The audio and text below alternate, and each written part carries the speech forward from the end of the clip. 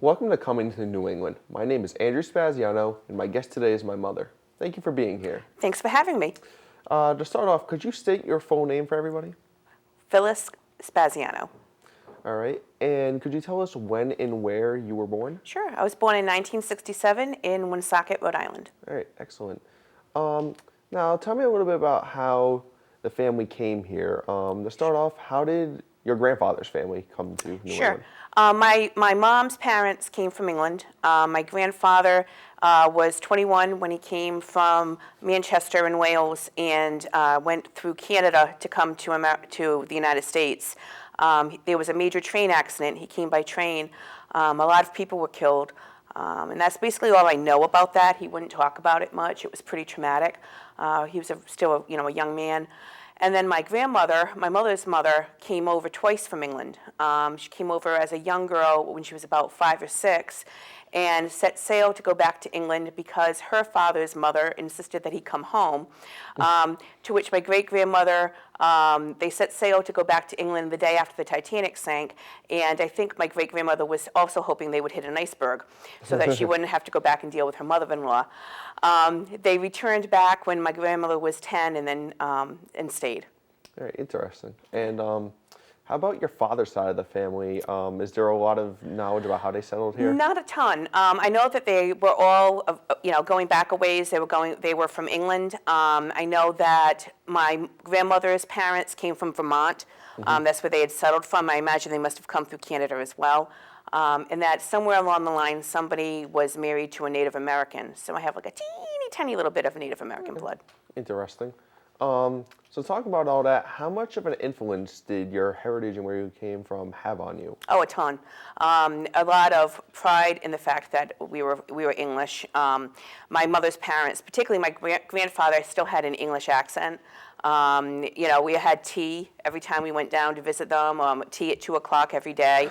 My grandfather taught me how to drink properly with my pinky up in the air, and it was just a part of who we were, and down to our religion, because we were raised Episcopalian, which, is from the Church of England, and just the true essence of who we are. Okay.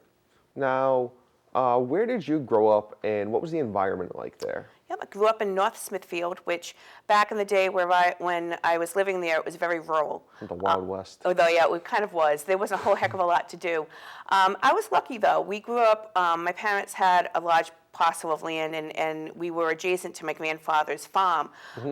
My father's parents had purchased a dairy farm in the 1940s, and by the time I came along, they were retired, but they still had cows. So I basically grew up on a farm. Between the two of us, we had about 100 acres.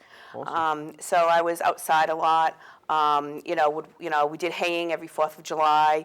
Grew up with cows and calves and stuff. So it was a neat way to grow up. Yeah, it sounds like it. Yeah. Now, about your house that you grew up in, what was it like, and what do you remember most about it? It was small.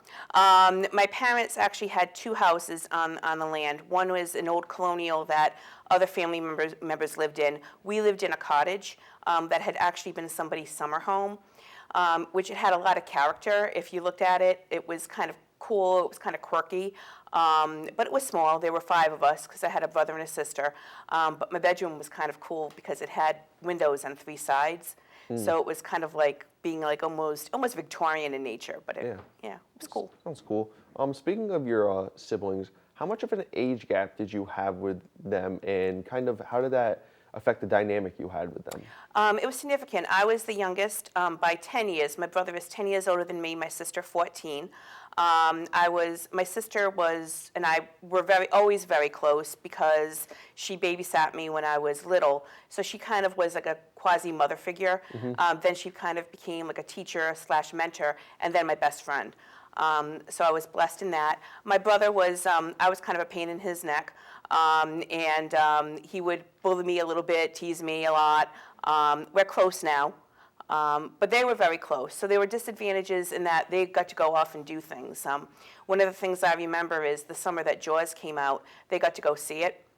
Now, if I had gone to see it, I would have been traumatized because I was like 10, but I was all offended that I couldn't go. Stuff like that. But that kind of evaporated as I got older. Yeah, So interesting.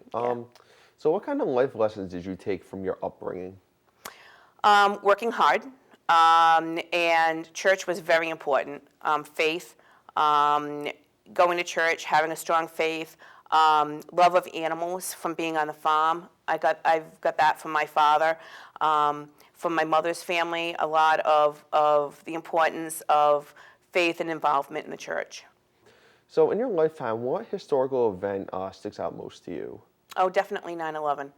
9/11 was a traumatic day. It was a day when, as a parent, I felt as though a cataclysmic shift in the future that my kids would have. My older son was in first grade. My younger son was going to be 2. And I just felt as though the world that we knew was gone. That the U.S., that had always been so safe and insulated, we were now very vulnerable. Interesting. So what kind of what kind of emotions did you feel that day, and where were you, and what do you remember most? Sure. I was at work. I was working at a billing company, a medical billing company in Providence.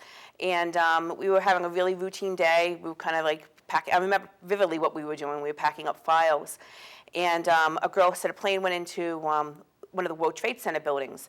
And I was like, oh, it's probably just a little, prop plane or whatever, something out of, King Kong or whatever, And then we realized it was a jet.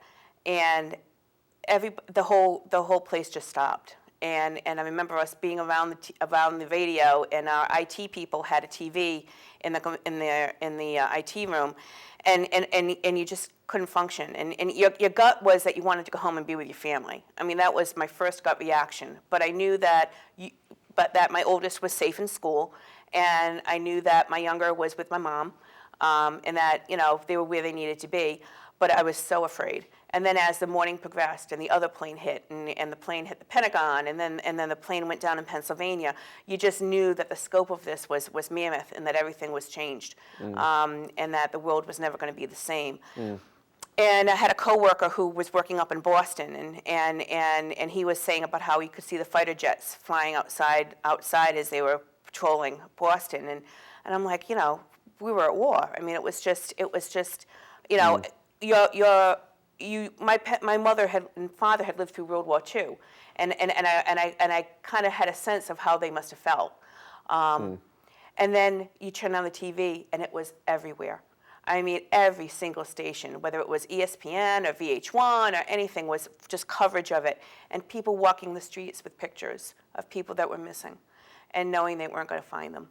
It was just heartbreaking. It was a terrible time. It was horrible, but it was but you saw the best in people too. It didn't matter what religion we were. It didn't matter what color our skin was. It didn't matter. We were all like we were all Americans, and in that way, it was an amazing moment in our history. Definitely a difficult and interesting time in our history. Yeah, it was. Wrapping up here, a couple more questions. What is something from your upbringing that you've always tried to instill upon your children? Faith.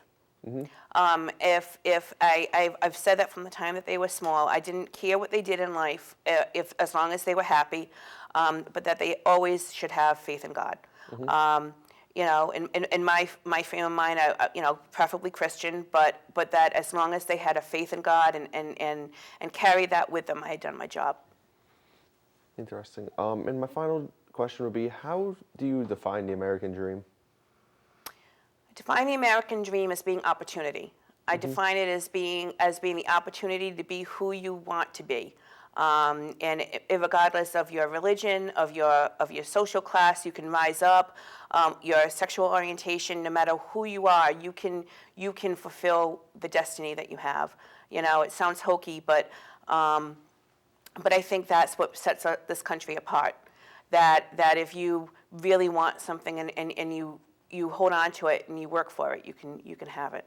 All right. Well, thank you. It's been my pleasure to interview you.